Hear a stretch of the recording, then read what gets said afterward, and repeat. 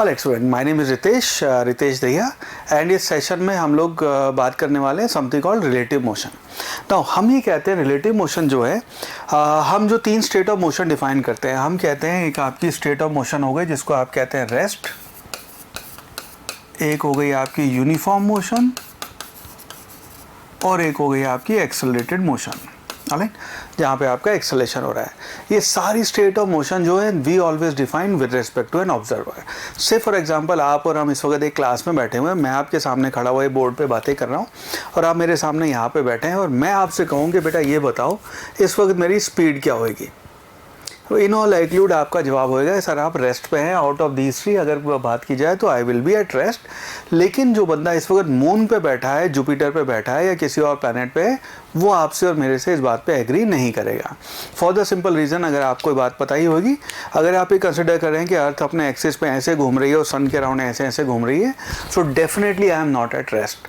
लेकिन जहाँ से आप देख रहे हैं वहाँ से आपके कंपैरिजन में आपके relative I am at rest, because आप भी उसी फ्रेम में ऐसे घूम रहे हैं और आप भी ऐसे चक्कर लगा रहे हैं, तो आपके फ्रेम में मेरा मोशन जो है आउट ऑफ दीज 3 अगर कोई एक आइडेंटिफाई करना होगा सो that will B motion of rest. ठीक है, नाउ हर चीज़ को हम यहाँ पे जो अपनी मोशन को जब भी हम डिफाइन करते हैं वी ऑलवेज से मोशन अगर हो रहा है, हमने कहा गया car is moving with a velocity या particle is moving with an acceleration, that is always with respect to an observer. तो हमारा मोशन अगर डिफाइन होएगा तो that will always be defined in terms of a observer. तो observer के rest पे, उसके रेस्ट पे होने पे या उसके मूविंग फ्रेम पे होने पे आपका मोशन बदल जाएगा। ठीक है, बड़े इंटरेस्टिंग टॉपिक है, ध्यान रखना है इसको।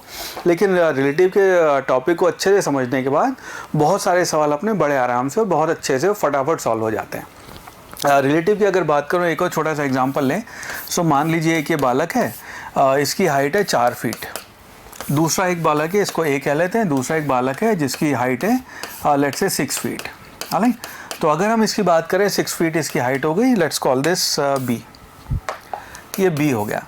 अब अगर हम यहाँ पे बात करेंगे कि height of A with respect to ground, तो ग्राउंड के रेस्पेक्ट में हम देखेंगे तो यहाँ पे हम एक ऑब्जर्वर बनाते हैं, इसको हम यूजुअली ऐसा कहते हैं कि मान लीजिए छोटी सी चींटी है, आपका कैमरा है, वो अगर यहाँ पे ग्राउंड पे है वो कैमरा, उसने ए को देखा, तो विद रेस्पेक्ट टू ग्राउंड अगर आपने इसको देखा तो वो हाइट हो जाएगी आपकी height of A minus height of ground, so this will be equal to 4 - 0, यानी कि आपकी 4 फीट इसकी हाइट हो गई। राइट, अगर यहीं पे सिमिलरली मैं बात करूँ कि height of B with respect to ground that will be equal to height of B minus height of ground, ये आपकी 6 फीट हो जाएगी। राइट, सो आपकी हाइट हो गई। नाउ अभी इसी को अगर हम रिलेटिव के फ्रेम में लेके जाएं, मैं कहूँ कि height of B with respect to A, तो B की हाइट जो है वो हमें बतानी है A के रेस्पेक्ट में। नाउ इस केस में ये जो आपका ऑब्जर्वर है, जो चींटी है, इसको हम A के सर पे बैठा देंगे। अब इसने यहाँ से A को देखा, तो इसने यहाँ से जब ऐसे करके देखा, तो उस केस में हम इसे लिखेंगे this will be height of B minus height of A. Now ये एच बी और एच ए जो है यहाँ पे ग्राउंड के रेस्पेक्ट में है, so this will be equal to 6 - 4 यानी कि 2 फीट। तो आपकी बी की height as compared to A 2 feet है। सिमिलरली अगर आप कहेंगे height of A with respect to B, so this will be equal to H A minus H B, so that will be equal to 4 - 6 यानी कि 2 feet with a negative sign. उस case में अगर हम H A B कह रहे हैं तो हमने अपने ऑब्जर्वर को यहाँ बैठाया, उसने अब देखा ए की हाइट -2 फीट है। सो ये है आपका कॉन्सेप्ट रिलेटिव का, जहाँ पे हम अपने ऑब्जर्वर के रेस्पेक्ट में हाइट या फिर उसके रेस्पेक्ट में वेलोसिटी या उसके रेस्पेक्ट में एक्सेलेरेशन बताते हैं। ना इसी को अगर फर्दर वो करें, सो एक और एग्जांपल ले समझते हैं कि मान लीजिए आपकी एक कार है जिसकी वेलोसिटी है 10 मीटर पर सेकेंड इस डायरेक्शन में, एक आपकी दूसरी कार है उसकी वेलोसिटी है let's say 3 metre per second, right, इस डायरेक्शन में। तो यहाँ पे इसको ए कह देते हैं, इसको बी कह देते हैं। तो अगर हम कहें velocity of A with respect to B, so this will be equal to velocity of A यानी कि 10 आई cap minus 3 I cap, so this will be equal to 13 I cap. So A को ऐसा लगेगा, अब ये ऑब्जर्वर बी है इस case में, तो बी आपका रेस्ट पे है। हम यहाँ पे कहेंगे बी आपका ऑब्जर्वर है, आपका कैमरा यहाँ लगा है, या फिर चींटी आपकी जिसके रेस्पेक्ट में मोशन डिफाइन हो रहा है वो ऑब्जर्वर यहाँ पे, तो इसके हिसाब से ए 13 मीटर पर सेकेंड से इस डायरेक्शन में आ रहा है। एक्चुअली ग्राउंड से देखेंगे, अगर आप ग्राउंड से जब देखेंगे तो ये तो 10 से ही जा रहा है, लेकिन इसके रेस्पेक्ट में देखेंगे तो 13 से इधर आ रहे हैं। सिमिलरली अगर आप बात करेंगे इसमें velocity of B with respect to A, तो इस केस में ए आपका ऑब्जर्वर है, ए आपका रेस्ट पे है, वो हो जाएगा आपका velocity of B minus velocity of A. Velocity of B is -3 I cap, और उसके बाद करेंगे इसको minus 10 I cap, so this will be equal to -13 I cap. ये आपकी वेलोसिटी हो जाएगी ए की बी की with respect to A. I hope ये कॉन्सेप्ट आपको समझ में आया। इसके ऊपर फर्दर कुछ सवाल सॉल्व करते हैं, उससे और क्लियर हो जाएगा ये। नेक्स्ट क्वेश्चन है, question says a car A has an acceleration of 2 meter per second due east and car B 4 meter per second square due north। सवाल है what is the acceleration of car B with respect to car A। तो हमें बताना है direction और magnitude, चलो दोनों निकाल लेते हैं। हम कह रहे हैं कार A का एक्सेलरेशन है 2 metre per second due east, तो आपकी कार A इधर जा रही है 2 आई कैप ईस्ट की डायरेक्शन में। कार B जो है वो नॉर्थ की तरफ जा रही है, तो ये एक्सेलरेशन A कह लेते हैं। ये इधर जा रही है ए बी, ये इसकी वैल्यू है 4 जे कैप। हमें बताना है what is acceleration of car B with respect to A, तो हम चाहते हैं acceleration of B with respect to A. Now इसकी वैल्यू हो जाएगी ए बी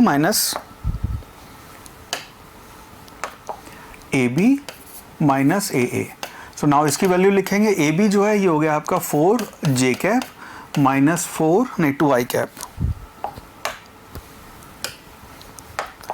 -2 आई कैप। सो इसको अगर लिखेंगे तो आ गया -2 I cap plus 4 J cap. Now vector के सेक्शन में हमने सीखा है कि आपका जो वेक्टर बनेगा ये जो आपका ए बी ए है, ये वेक्टर है -2 आई कैप और प्लस 4 जे कैप, तो ये वेक्टर आपका इस डायरेक्शन में ऐसे जाएगा। ये आपका रिलेटिव एक्सेलरेशन है, ये आपकी वैल्यू हो गई। नाउ इस केस में अगर आप डायरेक्शन बताएंगे, अच्छा इसका मैग्नीट्यूड निकालना होगा A B, so magnitude that will be equal to under root of 2 square plus 4 square. Now इसकी वैल्यू लिखेंगे, ये आएगा 2 स्क्वायर यानी कि 4 का स्क्वायर यानी कि 16, वैल्यू हो जाएगी अंडर रूट ऑफ 20 यानी कि इसकी वैल्यू हो गई 2√5। ये तो आपका मैग्नीट्यूड हो गया। डायरेक्शन की अगर हम बात करेंगे, पहले भी हमने बात की हुई है, डायरेक्शन को हमेशा हम ऐसा लिखते हैं tan theta will be equal to आपका y component divided by x component, so this will be equal to 4 divided by -2 यानी कि हो गया आपका -2। ये आपकी डायरेक्शन हो गई। सो ये आपकी डायरेक्शन हो जाएगी tan इनवर्स -2, ये आपकी इसकी डायरेक्शन आ गई। आई होप ये चीज़ आपको क्लियर हुई। नेक्स्ट क्वेश्चन, ये आपका क्वेश्चन है, बहुत ही कॉमन पैटर्न है सवालों का, तो यहाँ पे थोड़ा सा लंबा सवाल है बट जानबूझ के इसलिए लिखा है जिससे आपकी सिर्फ प्रैक्टिस हो जाए। क्वेश्चन से is car A and car B starts moving simultaneously in the same direction along the line joining them.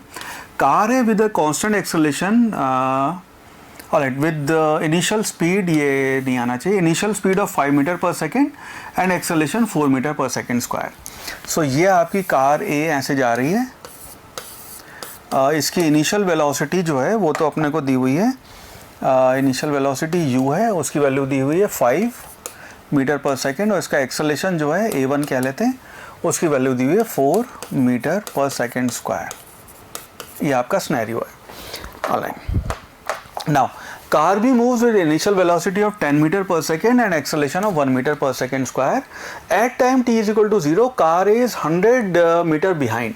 तो ये आपकी कार बी है, इधर जा रही है कार बी, ये कार ए, और इसकी जो इनिशियल वेलोसिटी दी हुई है वो है 10 मीटर पर सेकेंड, तो इसकी u2 कह लेते हैं, वो 10 है, और आपका a2 कह लेते हैं, उसकी वैल्यू 1 दी हुई है, 1 मीटर पर सेकेंड स्क्वायर 1 है ये। ऑलराइट, और इन दोनों के बीच का गैप जो है दैट इज 100 मीटर। ऑलराइट, अब सवाल ये find the time when car A overtakes B, तो आपको बताना है ए कब इसको ओवरटेक कर लेगा। नाउ इस केस में अगर आप ये देखेंगे तो इसको सॉल्व करने के दो तरीके हैं। एक तो आप नॉन रिलेटिव वाले मेथड से सॉल्व करें, उसको आप कहेंगे कि मान लीजिए एक्स की दूरी पे जाके और टी टाइम पे ये ओवरटेक करता है, उस केस में एक इक्वेशन ऑफ मोशन आप सेकंड इक्वेशन यूज़ करेंगे।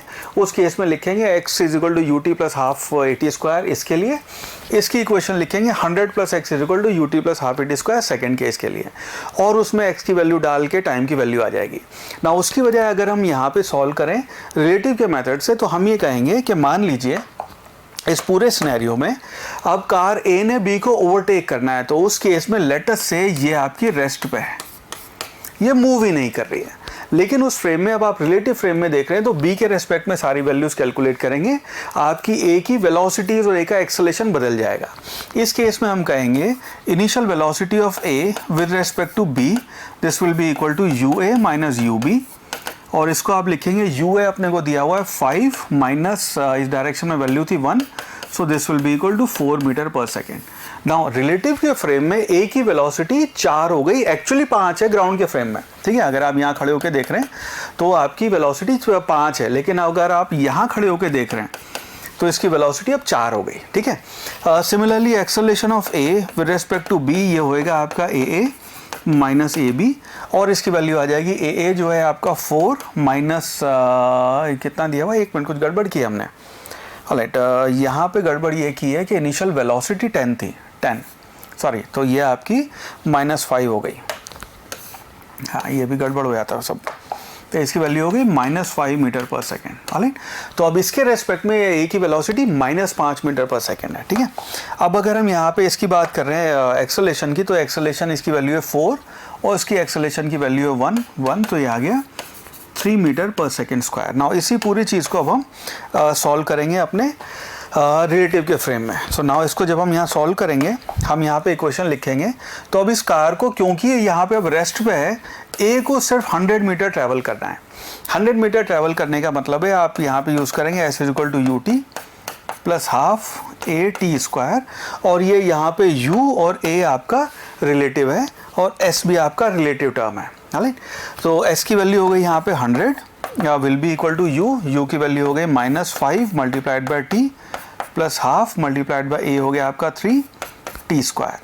नाउ इसको थोड़ा सा रीअरेंज करेंगे तो इसकी वैल्यू हो जाएगी आपकी 3t स्क्वायर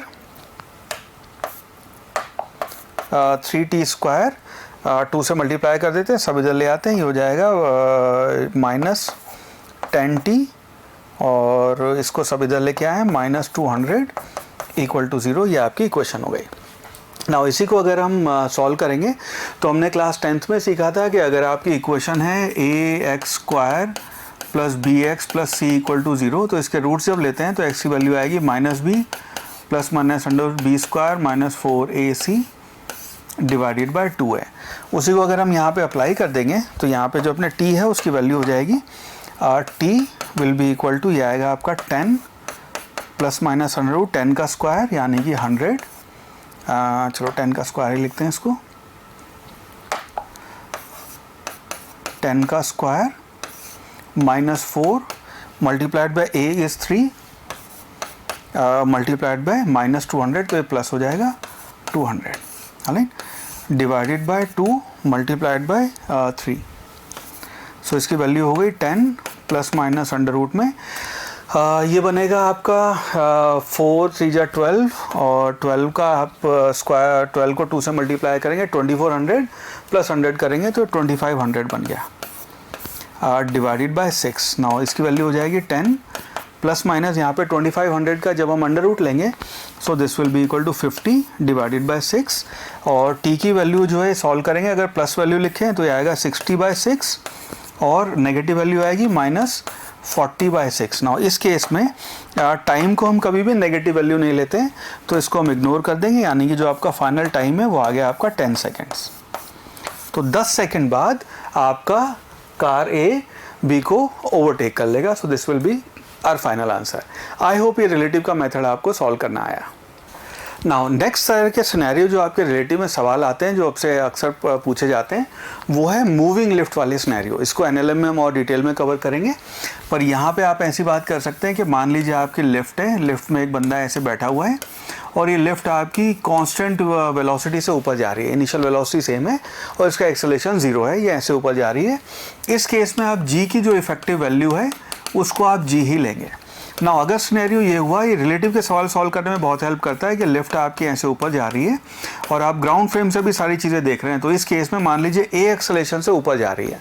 इस केस में आपका जो जी इफेक्टिव आएगा उसकी वैल्यू आप जी प्लस ए ले सकते हैं।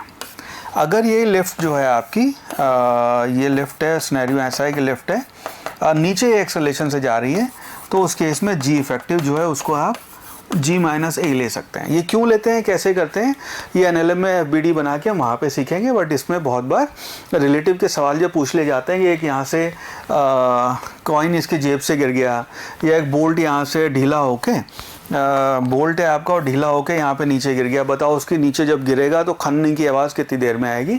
तो उन सारे सवालों के लिए G इफेक्टिव जो है आप G प्लस या G माइनस से ले सकते हैं। अगर लिफ्ट रेस्ट पे है या यूनिफॉर्म वेलोसिटी से ले सकते हैं तो G की वैल्यू ये आपकी सेम हो जाएगी। Right, I hope motion under gravity के सवालों में अगर ये कोई कॉन्सेप्ट यूज़ कर ले दोनों चीज़ें, सो आप इसको सॉल्व करके फटाफट आंसर आ जाएगा आपका। राइट, नेक्स्ट बात करते हैं यहाँ पे अपनी रिवर बोर्ड प्रॉब्लम्स की। नाउ व्हेन वी से रिवर बोर्ड प्रॉब्लम, यहाँ पे 3 अलग अलग सिनेरियोज है जो हमारे लिए बड़े इंपॉर्टेंट है। तीनों के ऊपर हमसे सवाल पूछे जाते हैं और तीनों अच्छे से समझते हैं यहाँ पे क्या है।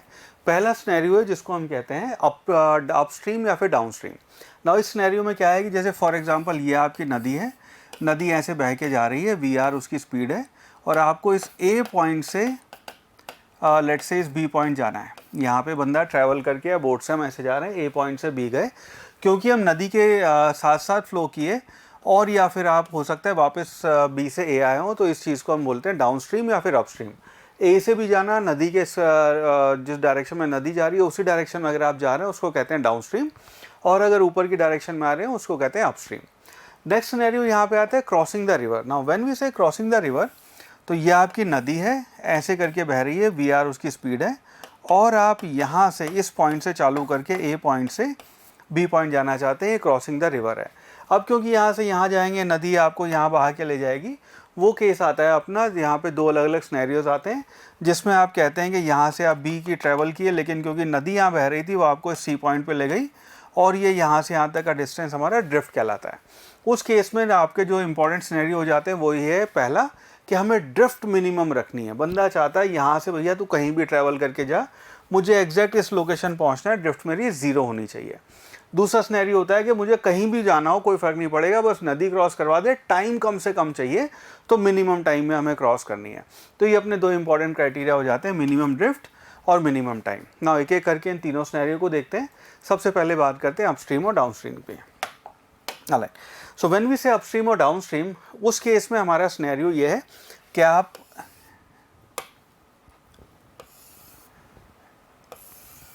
ये एक पॉइंट A से इस पॉइंट B पे आप ट्रैवल करके गए हैं, और नदी ऐसे बह रही थी, नदी आपकी VR लेट्स से नदी की स्पीड है। नाउ इस केस में हम ये कहते हैं, यहाँ पे हमारे कुछ अजम्पशन है जब हम रिवर बोर्ड प्रॉब्लम सॉल्व करते हैं। तो सबसे पहला तो ये अजम्पशन है कि हम ये कहते हैं कि आपकी नदी जो है उस नदी की चौड़ाई फिक्स्ड है। नदी की चौड़ाई अगर D है तो पूरी नदी की चौड़ाई D ही रहेगी, चाहे आप 2, 5, 10 किलोमीटर चले जाएं। प्रैक्टिकल नहीं है ये, कोई नदी ऐसी नहीं है कि जिसकी चौड़ाई बिल्कुल फिक्स होती हो, लेकिन यहाँ पे हम ऐसा मानेंगे। दूसरा असम्पशन ये है कि आपके जो VR है वो VR हम कहेंगे कि पूरे नदी की जो आपका विड्थ है उसमें सेम वेलोसिटी से पूरी नदी बह रही है। प्रैक्टिकल नहीं है ये, कोई भी नदी ऐसा नहीं होगी कि उसकी speed through out the width same हो। प्रैक्टिकल ये होता है कि यहाँ पे सबसे हाई स्पीड होगी और यहाँ पे ऑलमोस्ट 0 होती है। ये आपकी स्पीड ऐसे ऐसे बढ़ती चली जाती है और सेंटर पे सबसे हाई होती है, लेकिन इस बात की हम चर्चा यहाँ नहीं करेंगे। हम पूरे रिवर बोर्ड प्रॉब्लम में ये मानते हैं कि आपकी पूरी नदी एक कांस्टेंट वेलोसिटी से बह रही है। नाउ इस केस में अगर एक छोटा सा सवाल सॉल्व करें, सो सेज फॉर एग्जांपल हम ये कहते हैं कि उसका जो A पॉइंट से B पॉइंट मान लीजिए D डिस्टेंस है, और A से B जाने का टाइम जो है आपका वो है आपको टाइम लगा मान लीजिए 6 आवर्स, लाइक 6 घंटे आपको यहाँ से यहाँ A से B जाने के लगे। अब B से A आने के आपको टाइम लगा, B से A आने का टाइम लगा मान लीजिए 8 आवर्स। अब यहाँ पे 8 आवर्स आपको यहाँ से यहाँ तक का टाइम लगा है। सवाल ये है कि हमें बताना है दोनों की वेलोसिटी क्या होगी। नाउ डिस्टेंस अगर D है और मान लीजिए आपकी वेलोसिटी जो रिवर की वेलोसिटी उसको हम V कह देते हैं और बंदे की जो वेलोसिटी है उसको हम U कह देते हैं। नाउ पहली बार अगर आपने 6 घंटे में ट्रैवल किया है D डिस्टेंस, तो हम जो बचपन में पढ़ते थे कि S is equal to UT, तो टाइम आपका लगा 6 घंटे, डिस्टेंस आपने ट्रैवल किया है, ये डिस्टेंस हुआ आपका यहाँ से यहाँ जाने का D डिस्टेंस हुआ। तो पहले वाले केस में हम लिख सकते हैं 6 will be equal to D divided by U plus V, because जब वो डाउन स्ट्रीम जा रहा है उस केस में, क्योंकि वो इस डायरेक्शन में जा रहा है, नदी भी इस डायरेक्शन में है, तो आपको v प्लस यू की स्पीड, रिलेटिव स्पीड जब आप ग्राउंड से देखेंगे ये स्पीड मिल जाएगी आपको। सेकेंड सिनेरियो में जब वो वापस आया है तो आपको टाइम लगा 8 विल बी इक्वल टू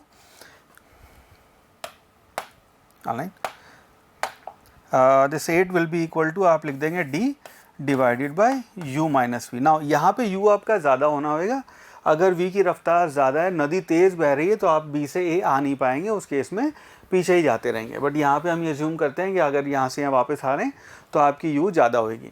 सो ये आपका टोटल दो वेरिएबल, दो इक्वेशन है। सो इसको अगर u और v को इधर ले आएँ तो ये अपना हो जाएगा u plus v is equal to D divided by 6, दूसरी इक्वेशन हो गई u minus v is equal to D divided by 8। इन दोनों को अगर आप ऐड कर देंगे,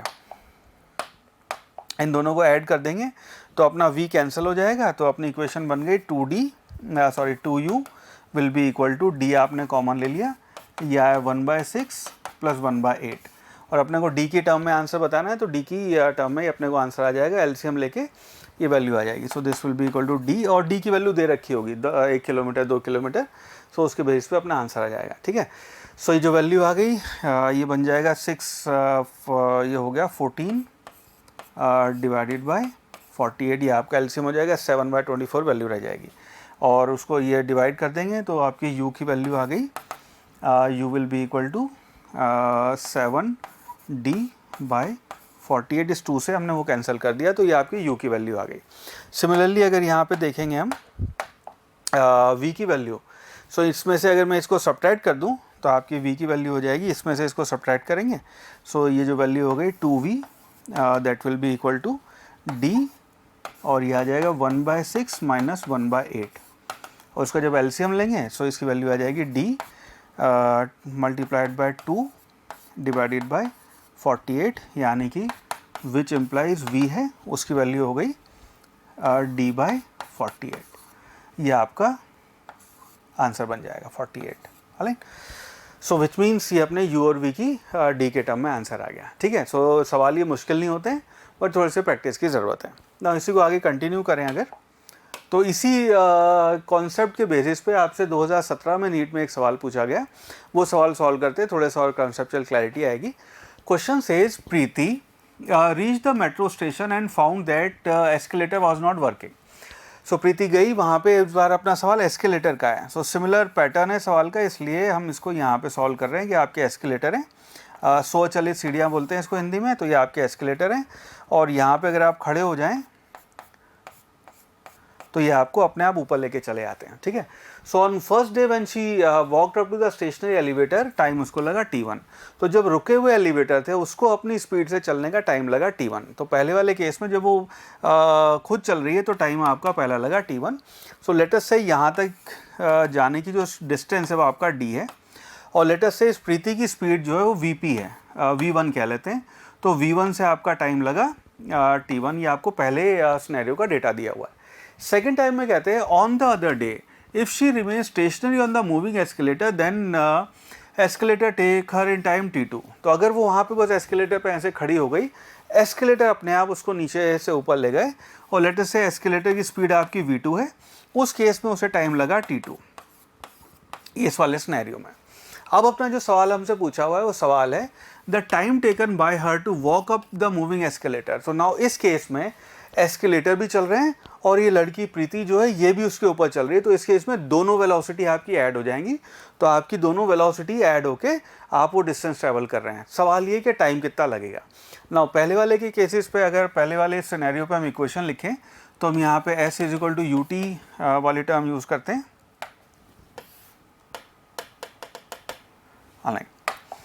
तो यहाँ पे हम लिखते हैं s is equal to u t वाली टर्म यूज़ कर रहे हैं। तो यहाँ पे अपना डिस्टेंस ट्रैवल जो है वो d है, will be equal to velocity आपकी हो गई v1 multiplied by time taken हो गया आपका t1। सो इसके बेसिस पे हम ये कह सकते हैं which implies v1 will be equal to d divided by t1।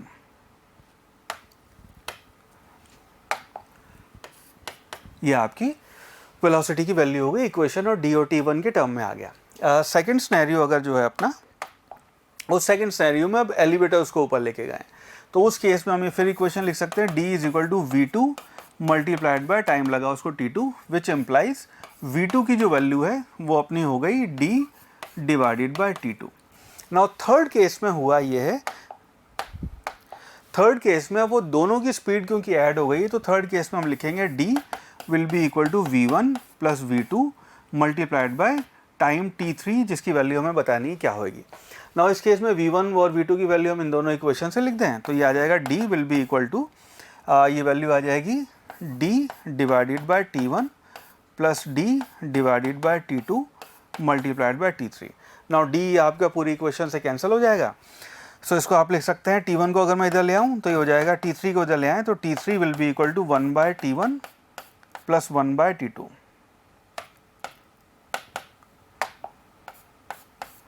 ये आपकी वैल्यूज हो गई। नाउ इस केस में अगर देखेंगे तो ये t3 की वैल्यू अगर यहाँ एलसीएम लेंगे, सो ये जो वैल्यू है एलसीएम ये आ गया आपका t1 मल्टीप्लाइड बाय t2, ये हो गया आपका t1 प्लस t2, और इसका दोनों तरफ रेसिप्रोकल ले लें तो फाइनल आंसर आ गया t3 will be equal to t1 multiplied by t2 divided by t1 plus t2। ये आपकी फाइनल वैल्यू हो गई, which means option number B t1 t2 divide by t1 plus t2 is my right answer. I hope ये solution आपको समझ में आया। Right, next यहाँ पे बात करते हैं क्रॉसिंग द रिवर की, और सबसे पहले उसमें बात करेंगे मिनिमम टाइम की। नाउ कैसे आया है कि फॉर्मूले आपको ध्यान रखने, पर कैसे आया मैं आपको थोड़ा सा टाइम लगा के समझा देता हूँ, 2-3 मिनट लगेंगे। नाउ सिनेरियो ये है कि ये आपकी नदी, और इस नदी को आपने क्रॉस करना है, ठीक है। ये पॉइंट ए है, और लेटस से आप एक काम करते हैं, इसको ये भी नहीं जेनेरिक केस बनाते हैं, मैं आपको पूरा सिखाता हूँ। सो से फॉर एग्जांपल ये है नदी, और नदी आपकी इधर जा रही है VR वेलोसिटी से, ठीक है। अब यहाँ पे एक बंदा इसको नदी को क्रॉस करना चाह रहा है, लेटस से इस A पॉइंट से, और वो इस एंगल पे यहाँ पे ऐसे गया, तो यहाँ पे उसे B पे पहुँचना चाहिए था, ऐसा उसने सोचा।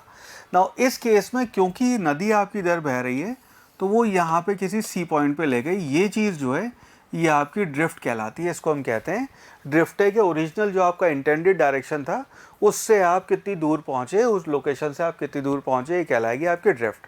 ना पहला केस हम ले रहे हैं, यहाँ पे हमें टाइम मिनिमम रखना है। इस केस में अगर आप देखोगे वेक्टर रिप्रेजेंटेशन अगर हम करें तो ये आपका वेक्टर है VR, ये बंदा है आपका जो ये वेलोसिटी ऑफ मैन, अगर हमने इसको ग्राउंड से खड़े होकर देखा है, देखो इसको वेक्टर फॉर्म में समझते हैं, हम कहते हैं velocity of man with respect to river will be equal to VM minus VR, ये आपकी वैल्यू रहेगी, विच मीन्स वेक्टर फॉर्म में आप इसको लिख सकते हैं कि VM will be equal to VMR plus VR, alright, which means VM जो है, जो ग्राउंड से आप देख रहे हैं, जो velocity of man with respect to ground है, वो इन दोनों का रिजल्टेंट होएगा। तो ये बंदे का VM है और ये VMR है, ये velocity of man with respect to river है।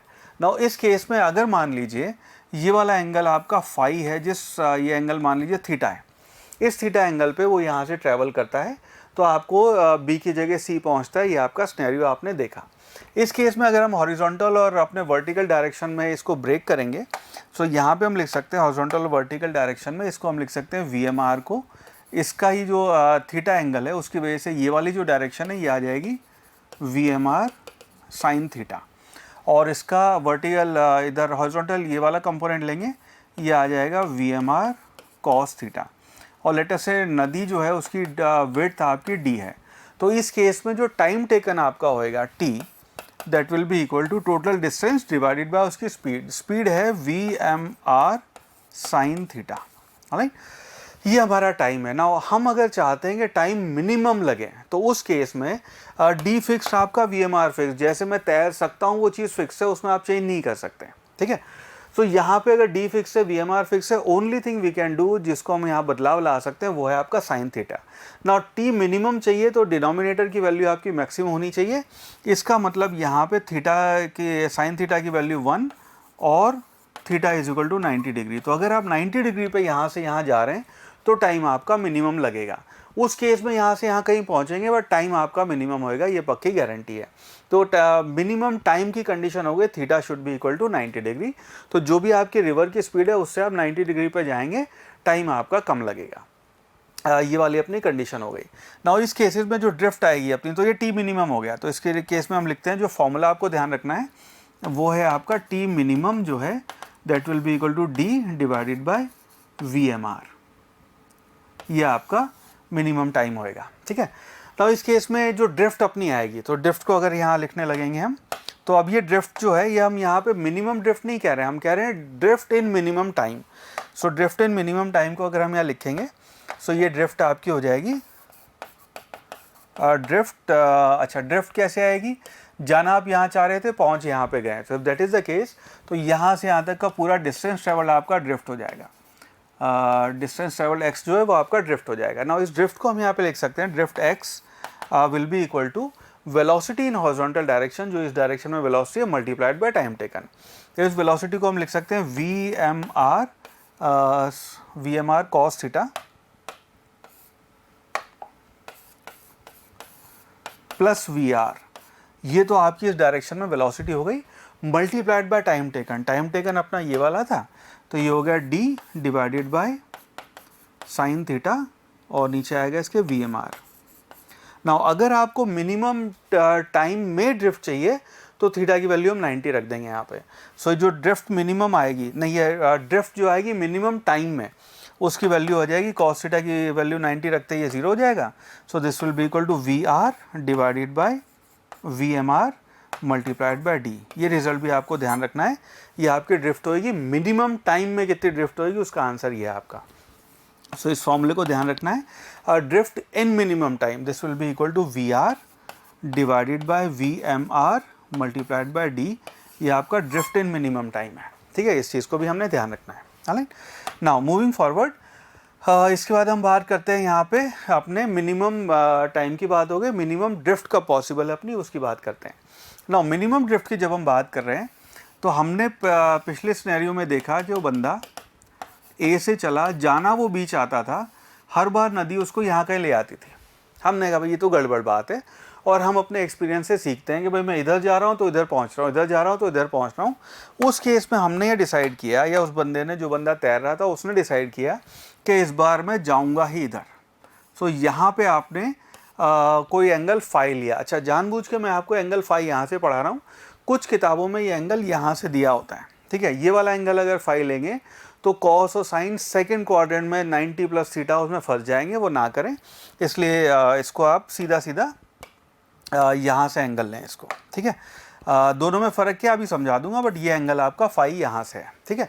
उस केस में ये तो हो गई आपकी V M R velocity of man with respect to river, और आपको ड्रिफ्ट मिनिमम चाहिए थी, तो बंदा यहाँ से यहाँ पहुँचा, ये वी एम हुआ, और ये आपका वी आर, ये आपका वेलोसिटी ऑफ रिवर हुआ। इस केस में अगर हम वी एम आर के फिर कंपोनेंट लें, तो वी एम आर का इधर कंपोनेंट आएगा जिसको आप लिखोगे वी एम आर, ये एंगल फाई है तो ये आएगा आपका साइन फाई, और इस तरफ एंगल आएगा आपका जिसको कंपोनेंट आएगा आपको, इसको लिख सकते हैं V M R cos phi.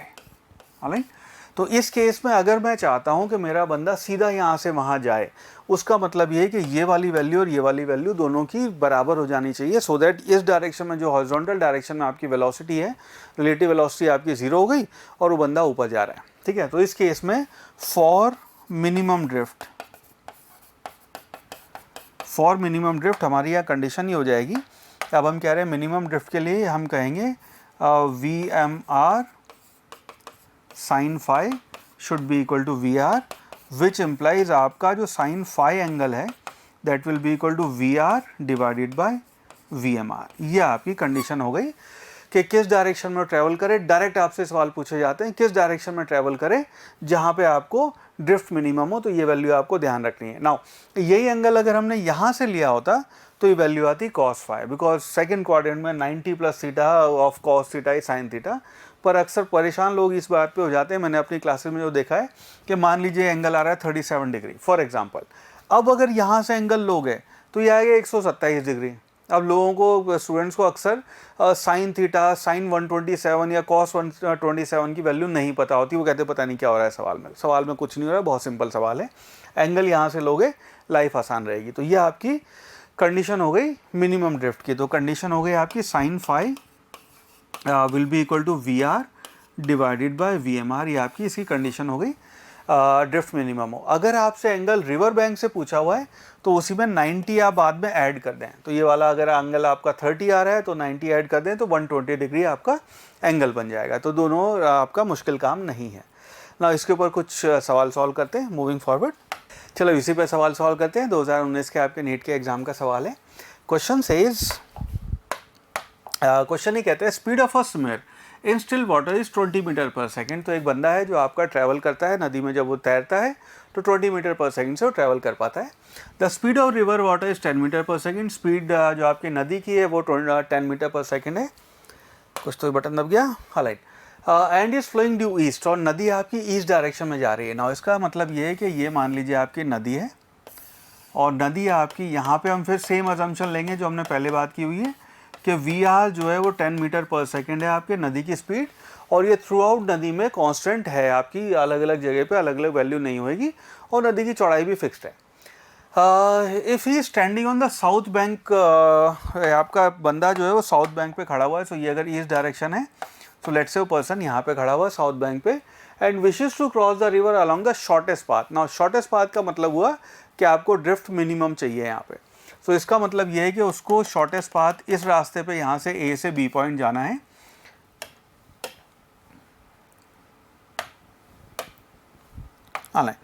तो आपको ये ए से बी पॉइंट यहाँ पहुँचना है। नाउ इस केस में हमें ये पता है कि अगर आपको मिनिमम ड्रिफ्ट चाहिए तो यहाँ पे एक सर्टेन एंगल आप ऐसे लेके चलेंगे। ये एंगल हो गया आपका phi.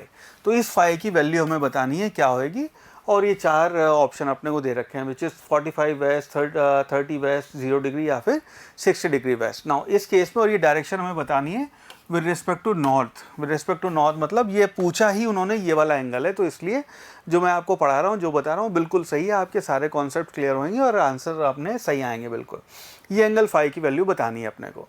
Now if this is the case, यहाँ पे अपनी जो वी आर की वैल्यू है वो तो 10 है, और यहाँ पे जो बंदा ट्रैवल कर रहा है वी एम आर उसकी वैल्यू 2 दी हुई है। इसका मतलब हो गया कि यहाँ पे हम कहते हैं sine phi that will be equal to V R divided by V M R, यानी कि 10 डिवाइडेड बाय 20 यानी कि 1/2, विच इम्प्लाइज फाई की जो वैल्यू है वो हो गई 30 डिग्री। ठीक है, which means option number B 30 degree west, this will be my right answer. I hope ये सोल्यूशन आपको समझ में आया है। ठीक है, बहुत ही सिंपल सवाल है, कॉन्सेप्ट क्लियर हो गए तो बस फॉर्मूला लगा के कुछ 2-4 लाइनें लिख के ही इसका आंसर आ जाता है। चलो अगला सवाल सॉल्व करते हैं। क्वेश्चन आपके नीट के एग्जाम का है। क्वेश्चन से speed of a boat is 5 kilometre per hour. हमें स्पीड ऑफ बोट दी है 5 kilometre per hour in still water. It crosses river of width 1 kilometre. वो आपकी रिवर क्रॉस कर रही है 1 किलोमीटर उसकी विड्थ है। In the shortest possible path, shortest possible path का मतलब है कि ड्रिफ्ट अपनी मिनिमम होएगी इन 15 मिनट्स। तो 15 मिनट में वो नदी क्रॉस करती है आपकी boat. Velocity of the river water kilometre per hour में हमें बताना है कि वेलोसिटी ऑफ रिवर कितनी है। ना सिनेरियो अपना ये है कि ये आपकी नदी, एक बंदा यहाँ पे ए पॉइंट से बोट में बैठ के बी पॉइंट जा रहा है और मिनिमम ड्रिफ्ट का सिनेरियो है, तो उसने कोई ना कोई यहाँ पे एक angle, let's say phi angle ये लिया होगा। ठीक है, तभी इधर जाने लगा, नदी उसको इधर ले गई, वो बी पॉइंट पे पहुँचा है। ये अपना सिनेरियो है। और इस केस में हमें विड्थ ऑफ रिवर जो है वो 1 किलोमीटर दी हुई है। सारा डेटा यहाँ पे किलोमीटर और आर में हम कन्वर्ट कर लेंगे। तो वी एम आर अपने को 5 दिया हुआ है। सो ये डेटा हो गया आपका वी एम आर अपने को 5 दिया हुआ है।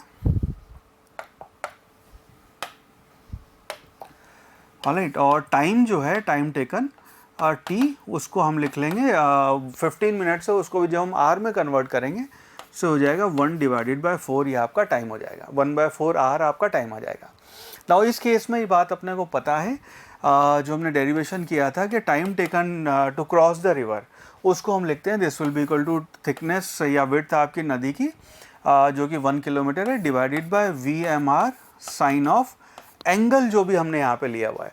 नाउ इस केस में एंगल आप देखेंगे तो दिस इज 90 डिग्री का एंगल प्लस फाई, तो यहाँ पे आप लिखोगे sine of 90 plus phi. Right, sine of 90 plus phi trigonometry से हमें पता है कॉस फाई होएगा। डी और वी एम आर की और टी की वैल्यू हमें दी हुई है, तो कॉस फाई को इधर ले आए। सो ये हो जाएगा अपना cos phi, this will be equal to, ये ऊपर आएगा डी की वैल्यू 1 डिवाइडेड बाय टाइम जो है ये हो गया आपका 1/4 multiplied by V M R अपने को 5 दिया हुआ है, ये 5 दिया हुआ है। विच मीन्स आपके cos फाइव की वैल्यू हो गई 4/5। नाउ cos अगर आपका 4/5 है तो इसी की जो वैल्यू sin फाइव आएगी, sin फाइव उसकी वैल्यू आपकी 3/5 हो जाएगी। राइट, सो ये आपकी 3/5 यानी कि 37 डिग्री का आपका एंगल हो गया। ना इस sin फाइव का रिलेशन अगर हम यूज़ करेंगे कौन सा एंगल ले के आपका मिनिमम ड्रिफ्ट हो, तो ये बात अपने को पता है, हम लिखते हैं sin फाइव, ये फॉर्मूला मैंने आपको ऐसे बताया था, will be equal to VR divided by VMR। ना VR आपने को निकालना है, VMR अपने को पता है, sin फाइव अपने को दिया हुआ है, विच मीन्स VR जो है उसकी वैल्यू आ जाएगी VMR multiplied by sin five. Alright, VMR है, VMR अपने को दिया हुआ है, this is 5 multiplied by sin five is 3/5, 3 divided by 5 which implies आपका VR जो है उसकी वैल्यू हो गई 3 km/h। ये आपकी इसकी फाइनल वैल्यू आ जाएगी, which means option number 3 would be the right answer. Right, next यहाँ पे बात करते हैं, नेक्स्ट अपना सेक्शन आता है which is called rain person problem या रेन मैन प्रॉब्लम यूजुअली करते हैं, बट वुमेन को, बच्चों को भी सबको ये सही समस्या आएगी, so it is just not for man. So this called rain person problem. Now इस केस में जो दो आपके सिनेरियो बनते हैं, दो आपके जो सवाल बनते हैं वो ये है कि डायरेक्शन ऑफ रेन क्या होगी, इफेक्टिव डायरेक्शन वो क्या होगी, दूसरा होगा आपका अम्ब्रेला की डायरेक्शन, कि किस डायरेक्शन में हम अपना अम्ब्रेला होल्ड करें सो दैट हम रिलेटिवली सबसे कम भीगें वहाँ पे। ठीक है, सो सिंपल सा सवाल होते हैं इस केस में, ज़्यादा लंबी चौड़ी कहानी है नहीं। इसको ऐसे देखना, अगर मैं इसका सिनेरियो बनाऊँ, सो अपने सिनेरियो कुछ ऐसे आएंगे, जैसे फॉर एग्जांपल लाइक ये सिनेरियो है, अगर हम वेक्टर फॉर्म में देखें तो हम यहाँ पे कहते हैं velocity of rain with respect to man. Vector उसमें देखोगे तो this will be equal to VR minus VM, यानी कि इसको हम ये भी लिख सकते हैं कि VR will be equal to VRM plus VM। ये आपका वेक्टर फॉर्म में ऐसे लिखा जा सकता है ना। इसका मतलब ये है कि अगर आपका बंदा इस डायरेक्शन में जा रहा है तो ये वेलोसिटी ऑफ मैन हुई, और मान लीजिए वेलोसिटी ऑफ रेन आपकी वर्टिकली डाउनवर्ड्स आ रही है, वर्टिकली डाउनवर्ड्स अगर रेन है तो इसका मतलब है कि VRM जो है वो आपका इस डायरेक्शन में कहीं आएगा, बिकॉज इस रिलेशन को देख के हम ये कह सकते हैं कि VR जो है बाकी दोनों का रिजल्टेंट होएगा। तो रेन अगर है वर्टिकली डाउनवर्ड्स, ये अगर आपकी एक्चुअल रेन है तो बंदे को लगेगा ऐसे डायरेक्शन में आपकी रेन आ रही है, और ये आपकी इफेक्टिव डायरेक्शन होगी वर्टिकल से इसकी डायरेक्शन होगी। नाउ इस केस में अक्सर सवाल ये पूछा जाता है कि अम्ब्रेला कहाँ पे मैं होल्ड करूँ। नाउ इस केस में अगर रेन इधर से ऐसे आ रही है तो अम्ब्रेला मुझे अपोजिट डायरेक्शन में वो करना पड़ेगा, तो ये आपकी अम्ब्रेला की डायरेक्शन होगी, इसको ध्यान रखना। तो ये आपकी इफेक्टिव रेन की डायरेक्शन है, जो हम कह रहे हैं डायरेक्शन ऑफ रेन, वो आपकी इस डायरेक्शन में अगर है तो अपोजिट डायरेक्शन में आपकी डायरेक्शन ऑफ अम्ब्रेला होगी। अक्सर लोग इस कॉन्सेप्ट को मिस कर जाते हैं, पर अगर आपको ये अच्छे से समझ में आया कि ये अगर रेन ऐसे आ रही है तो अम्ब्रेला मुझे उसकी अपोजिट डायरेक्शन में रखना है, सेम डायरेक्शन में अम्ब्रेला नहीं रखना है, अपोजिट डायरेक्शन में मुझे अम्ब्रेला होल्ड करना है। So if that is the case, ये अपना सिनेरियो होता है। नाउ इस केस में अगर इसको वेक्टर्स को अगर आप हैंडल की तरह समझते हैं, ठीक है, सो अगर थोड़ा सा मैं आपको यहाँ पे इससे खेलना सिखाऊं वेक्टर से, तो अगर मैं इसको बढ़ा दूंगा या मैं रेन को आगे पीछे इधर उधर किसी डायरेक्शन में लेके जाता हूँ, तो अगर रेन मान लीजिए इस डायरेक्शन में हो गई तो VRM भी इस डायरेक्शन में आ जाएगा। अगर रेन इस डायरेक्शन में आ गई तो VRM थोड़ा सा इधर से रख जाएगा, उसका एंगल बढ़ जाएगा। दैट्स इट, सिर्फ ये आपकी समस्याएं होती हैं। अदरवाइज रेन मैन का प्रॉब्लम बहुत मुश्किल काम नहीं है। और अगर मैं आपको कुछ स्टैटिस्टिकल डेटा बताऊं तो पिछले 40 साल में आज तक नीट में नहीं पूछी गई है। दैट डजंट मीन इस साल नहीं आएगी, मैं ऐसा कुछ नहीं कह रहा हूं, पर मैं सिर्फ ये कह रहा हूं बहुत ज़्यादा लंबी चौड़ी कहानी है नहीं, और ये बहुत ज़्यादा परेशान इस पर हम करते नहीं हैं। ठीक है, सो इसके ऊपर कुछ सिनेरियोज देखते हैं, सवाल करते हैं, सवालों से क्लियर हो जाएगा आपको। लाइक तो आपका सवाल ये, a person is walking eastwards on a straight road with a speed of 8 metre per second. तो ईस्ट डायरेक्शन में एक बंदा जा रहा है 8 मीटर पर सेकेंड से।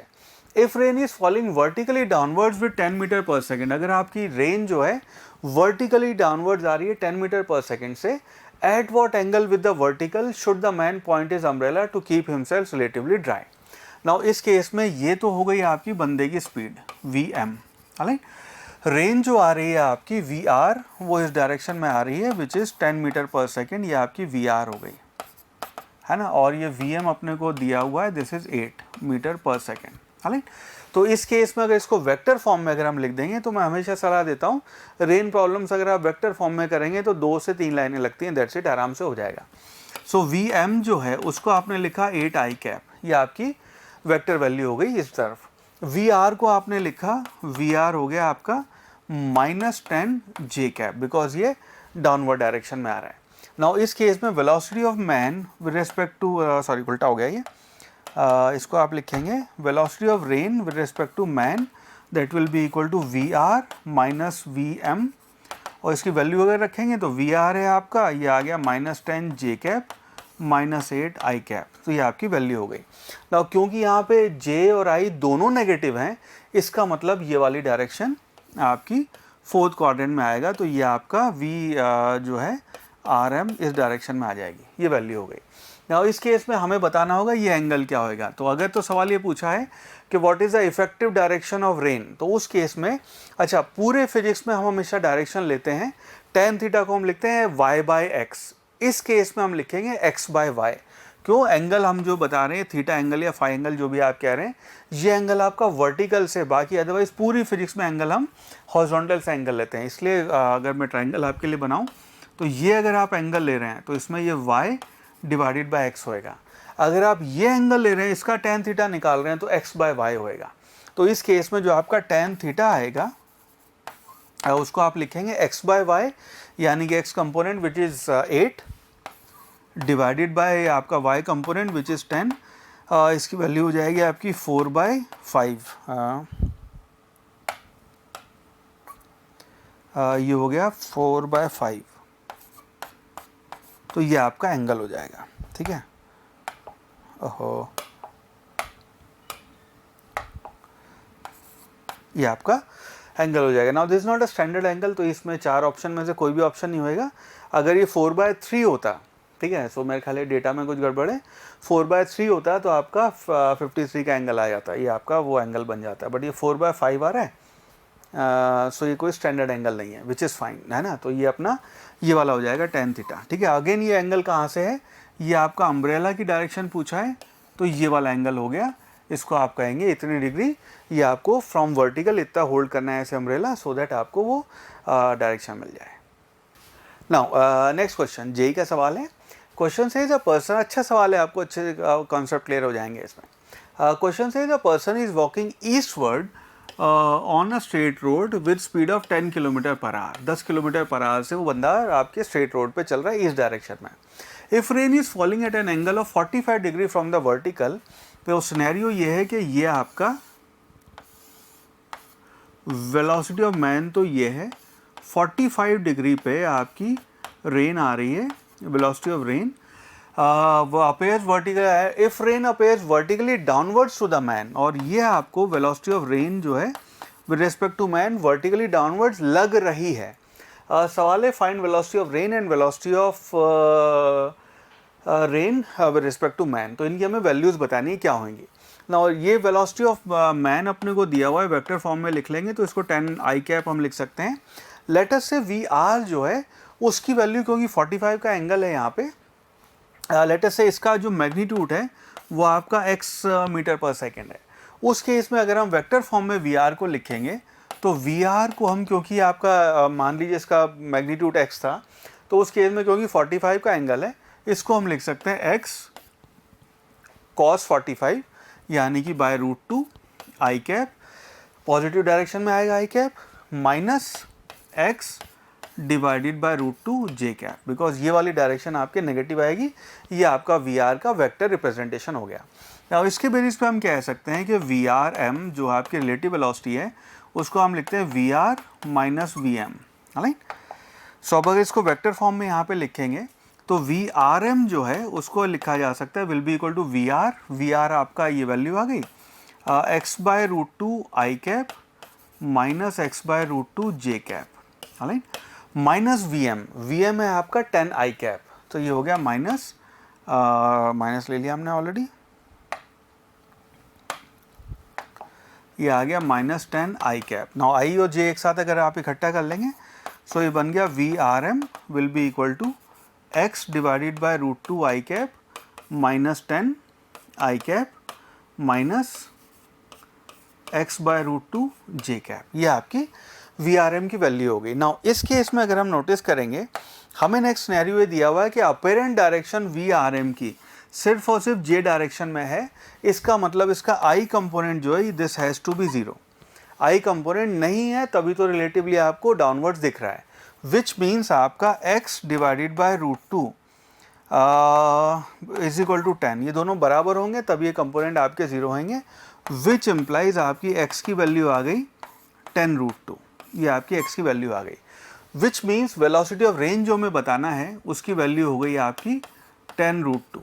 ठीक है, दूसरा हमें बताना है velocity of rain with respect to man, इसका मैग्नीट्यूड हमें बताना है, तो यहाँ पे x की वैल्यू रख देंगे। तो यहाँ पे आपका जो फाइनल है VRM जो है उसकी वैल्यू आ गई 10 root two divide by root two, यानी कि 10 जे कैप माइनस साइन के साथ, ये आपकी वैल्यू हो गई। हैंस आपको बाकी सारे पैरामीटर जो नहीं पता थे वो भी पता चल गए यहाँ पे। ठीक है, सो अगर इसको वेक्टर फॉर्म में करेंगे तो बड़े आराम से हो जाते हैं। तो अच्छा ये वाला सवाल था, अदरवाइज भी इसके सवाल मुश्किल नहीं होते हैं। आई होप ये चीज़ें आपको समझ में आई, and I wish you all the best for your upcoming exam.